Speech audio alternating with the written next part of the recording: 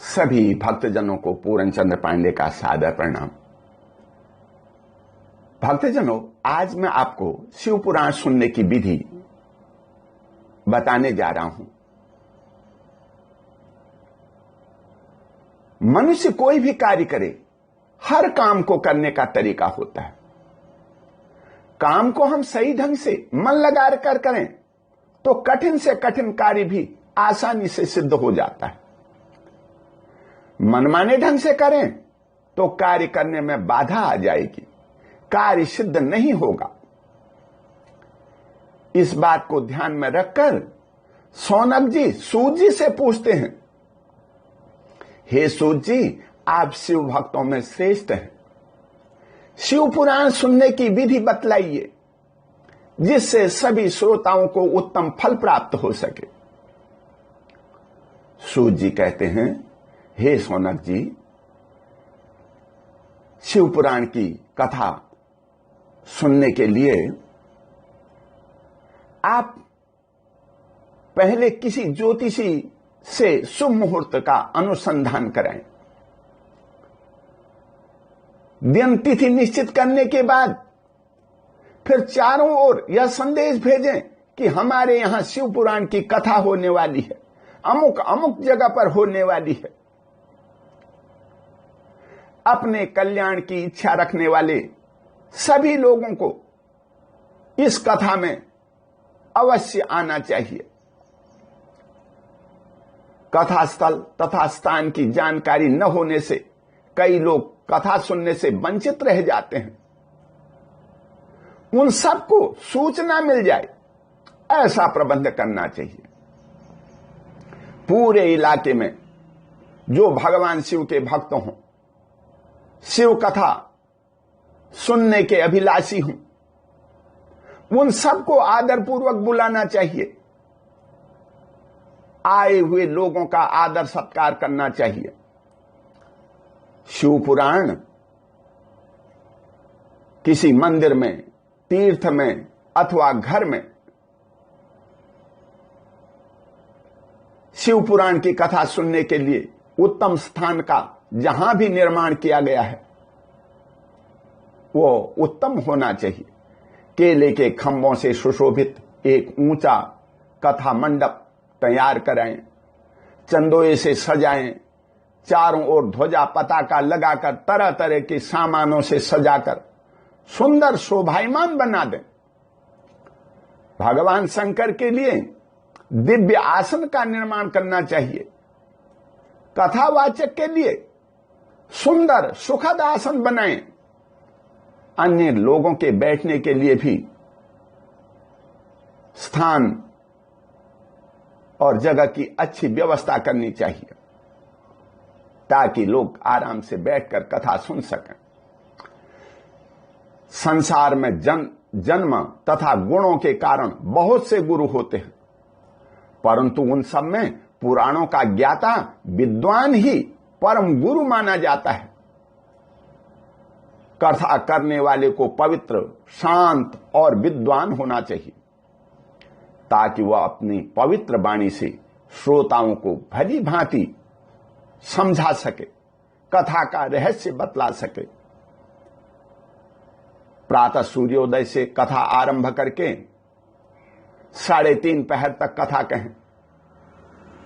दिन में 2 घड़ी तक कथा बंद रखनी चाहिए जिससे कथा कीर्तन में अवकाश पाकर के लोग मल मूत्र का त्याग कर सकें। कथावाचक तथा श्रोताओं को नित्य कर्म तथा व्रत करना चाहिए। कथा में आने वाले विघ्नों की निवृत्ति के लिए गणेश जी का पूजन करें। कथा के स्वामी भगवान शिव की तथा शिव पुराण की पुस्तक की भक्ति भाव से पूजा करें। तत्पश्चात उत्तम बुद्धि वाले श्रोता तन मन से शुद्ध एवं प्रसन्न चित्त होकर के कथा सुने। जो वक्ता और श्रोता अनेक प्रकार के कर्मों में भटक रहे हों, काम क्रोध आदि विकारों से युक्त हों, स्त्री में आसक्ति रखते हों और पाखंडपूर्ण बातें कहते हों, वे पुण्य के भागी नहीं होते। सब चिंताओं को छोड़कर भक्ति भाव से मौन होकर के कथा सुने। जो लोग नियम से कथा सुने उनको ब्रह्मचर्य में रहना चाहिए। भूमि पर सोना, पत्तल में खाना और प्रतिदिन कथा समाप्त होने पर ही अन्न ग्रहण करना चाहिए। एक बार भोजन करना चाहिए। गरिष्ठ अन्न, जला हुआ, भाव दूषित और बासी अन्न को खाकर कथा नहीं सुननी चाहिए। प्याज, लहसुन, हींग, गाजर, मादक वस्तुओं का त्याग कर दें। सभी विकारों को त्याग कर शुद्ध और सरल हृदय से कथा सुने। श्रोता निष्काम हो या सकाम, वह नियम पूर्वक कथा सुने। सकाम पुरुष अपनी अभीष्ट कामनाओं को प्राप्त करता है और निष्काम पुरुष मोक्ष पा लेता है। जिन स्त्रियों के पुत्र नहीं होता, गर्भ गिर जाते हैं, जो पापी, भाग्यहीन तथा दरिद्री हैं, श्रद्धापूर्वक कथा सुने तो सब पाप नष्ट हो जाते हैं। कथा समाप्ति होने पर श्रोताओं को भक्ति भाव से शिव पुराण की पुस्तक तथा वक्ता का पूजन करना आवश्यक है। जो कथावाचक के साथ आए हुए विद्वान ब्राह्मण हैं, उनको भी अन्न, धन आदि दान करें। गीत, वाद्य और नृत्य आदि के साथ कथा की समाप्ति के दिन गीता का पाठ करना चाहिए। सभी श्रोता ग्रस्त हों तो घर की शांति के लिए शुद्ध हविष्य से होम करें। गायत्री मंत्र, शिव पंचाक्षर का मूल मंत्र ओम नमः शिवाय से भी हवन करना उचित है। दोष की शांति के लिए भक्ति पूर्वक शिव सहस्त्र नाम का पाठ अथवा श्रवण करें। इससे सब कुछ सफल हो जाता है।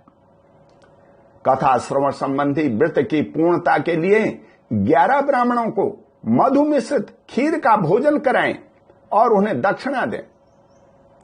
आचार्य को वस्त्र, आभूषण, दक्षिणा सहित पुस्तक समर्पित कर दें। विधि विधान का पालन करने से ही शिव पुराण की यह कथा संपूर्ण भोग और मोक्ष प्रदान करती है। जो सदा भगवान शिव का ध्यान करते हैं, शिव पुराण की कथा सुनते हैं, जगत में उन्हीं का जन्म लेना सफल है। वे निश्चय ही संसार सागर से पार हो जाते हैं।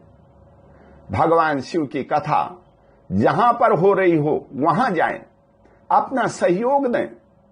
आधुनिक युग में दूरदर्शन पर हो, मोबाइल पर हो, जहां से भी हो सके शिव पुराण की कथा अवश्य श्रवण करें। श्रावण मास में शिव पुराण की कथा सुनने का परम पुण्य प्राप्त होता है। स्वयं सुने और दूसरों को भी सुनने के लिए प्रेरित करें। इसी में मानव जीवन की सफलता है। बोल शंकर भगवान की जय।